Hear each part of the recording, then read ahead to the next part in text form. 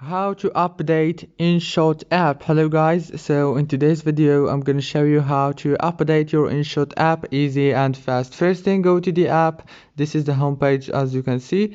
Now go to the top corner right here, click on this little icon like this and scroll down, and here you will find your version. If you have an old version and you want to update it, all what you have to do is go here to Play Store and search for InShot, and now click on it, and right here on this green option you will find update.